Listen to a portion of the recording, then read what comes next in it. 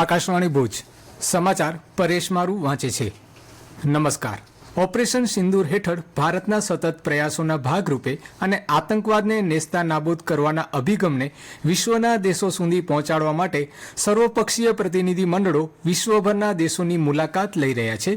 આ પ્રતિનિધિ મંડળો તેમના આંતરરાષ્ટ્રીય સંપર્કના ભાગરૂપે વિદેશી નેતાઓ, વરિષ્ઠ અધિકારીઓ, પ્રભાવશાળી થિંક ટેન્ક, મીડિયા અને ભારતીય ડાયસ્પોરા સાથે વાતચીત કરી રહ્યા છે।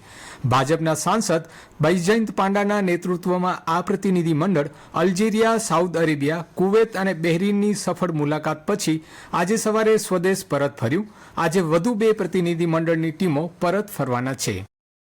પંજાબ પોલીસે પાકિસ્તાનની ગુપ્તચર એજન્સી ISI અને પાકિસ્તાન સ્થિત ખાલિસ્તાની સમર્થક ગોપાલસિંહ ચાવલા સાથે સાંઠગાંઠ ધરાવતા જાસૂસની ધરપકડ કરી છે।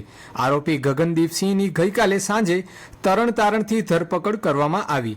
અધિકારીઓના જણાવ્યા મુજબ રાષ્ટ્રીય સુરક્ષા માટે ગંભીર જોખમરૂપ એવી આ પ્રવૃત્તિના કારણે તેની ધરપકડ કરવામાં આવી હતી।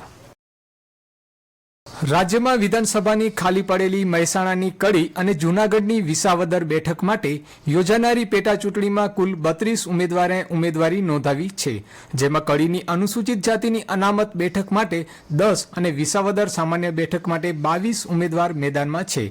આજે ઉમેદવારી પત્રોની ચકાસણી હાથ ધરાઈ રહી છે, જ્યારે ઉમેદવારી પરત ખેંચવાની છેલ્લી તારીખ 5 જૂન છે।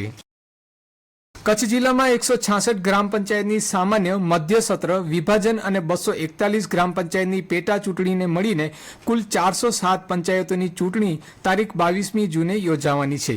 ત્યારે આજે પહેલા દિવસે કોઈ ઉમેદવારે ફોર્મ ભર્યું નથી। ગ્રામ પંચાયતની ચૂંટણી જાહેર થતાં જ આચાર સંહિતા લાગુ કરી દેવામાં આવી છે। જિલ્લા વહીવટીતંત્રએ તમામ તૈયારીઓ પૂર્ણ કરી લીધી છે। 9મી જૂનના ફોર્મ ભરવાની પ્રક્રિયા પૂરી થયા બાદ 10મી જૂનના ફોર્મની ચકાસણી કરવામાં આવશે।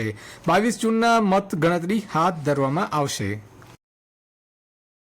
રાજ્યમાં ગ્રામ પંચાયતની ચૂંટણીના ફોર્મ ભરવાની પ્રક્રિયાનો પ્રારંભ થયો છે। કચ્છ જિલ્લા કલેક્ટર આનંદ પટેલની સૂચના અનુસાર રાપર તાલુકામાં એક મહત્વપૂર્ણ બેઠક યોજાઈ હતી। ભચાઉ પ્રાંત અધિકારી જ્યોતિબેન ગોહિલના માર્ગદર્શન હેઠળ રાપર તાલુકા મામલતદાર HP વાઘેલાની અધ્યક્ષતામાં આ બેઠક યોજાઈ। તાલુકાના 29 ગ્રામ પંચાયતોની ચૂંટણીને ધ્યાનમાં રાખીને તમામ રૂટના ઝોનલ અધિકારીઓને બોલાવવામાં આવ્યા હતા। મામલતદાર વાઘેલાએ ચૂંટણી સંબંધિત વિવિધ કામગીરી અંગે માર્ગદર્શન આપ્યું। તેમણે મતદાન મથકોની મુલાકાત લેવા અને સુરક્ષા વ્યવસ્થા ગોઠવવા માટે સૂચનાઓ આપી હતી। મતદારોને પૂરતી સુવિધાઓ મળી રહે તે માટેના સૂચનો કર્યા હતા। ક્રાંતિગુરુ પંડિત શ્યામજી કૃષ્ણ વર્મા કચ્છ યુનિવર્સિટીમાં આજથી નેકની ટીમ મૂલ્યાંકન માટે આવી છે।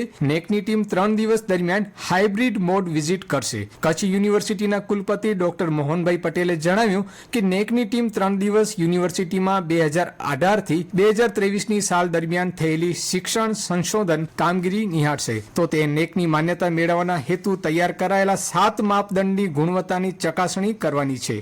શ્રી પટેલે ઉમેર્યું કે કચ્છમાં મૂલ્યાંકન હેતુ આવનાર નેકની ટીમ અધ્યાપકો દ્વારા લખાયેલા વિવિધ પુસ્તકો, સંશોધન પત્રોનો અભ્યાસ કરવાના છે। વિશ્વ પર્યાવરણ દિવસની ઉજવણીના ભાગરૂપે પર્યાવરણની જાગૃતિ અભિયાનમાં ગુજરાત પર્યાવરણ પ્રબંધ સંસ્થાન દ્વારા ગુજરાતમાં 17 જેટલા દરિયા કિનારાને પ્લાસ્ટિક પ્રદૂષણથી મુક્ત કરવાના ઉદ્દેશ્ય અને લોકજાગૃતિ લાવવા સફાઈ અભિયાનની ઝુંબેશ હાથ ધરવામાં આવી છે। આ અભિયાન અંતર્ગત માંડવીના રાવલપીર અને સુથરીના બીચ ખાતે સફાઈ અભિયાન હાથ ધરાયું હતું। વન વિભાગ, ગેમી અને GPBC સાથે વિવિધ સંસ્થાઓ સફાઈ અભિયાનમાં સહભાગી થઈ હતી। સફાઈ અભિયાનના અંતે 1150 કિલો જેટલો કચરો એકત્રિત કરાયો હતો, જેનો માંડવી નગરપાલિકા દ્વારા નિકાલ કરાયો હતો। Indian premier league IPL T20 ક્રિકેટની ફાઇનલ મેચ આજે રોયલ ચેલેન્જર્સ બેંગ્લોર અને પંજાબ કિંગ્સ વચ્ચે રમાશે। અમદાવાદના નરેન્દ્ર મોદી સ્ટેડિયમમાં આ મેચ સાંજે 7:30 વાગે શરૂ થશે। રજત પાટીદારની આગેવાનની ટીમ RCB ક્વોલિફાયર 1ની મેચમાં પંજાબ કિંગ્સને હરાવીને ફાઇનલમાં પહોંચી છે, જ્યારે ક્વોલિફાયર 2ની મેચમાં પંજાબ કિંગ્સ મુંબઈ ઇન્ડિયન્સને હરાવીને ફાઇનલમાં પહોંચી છે।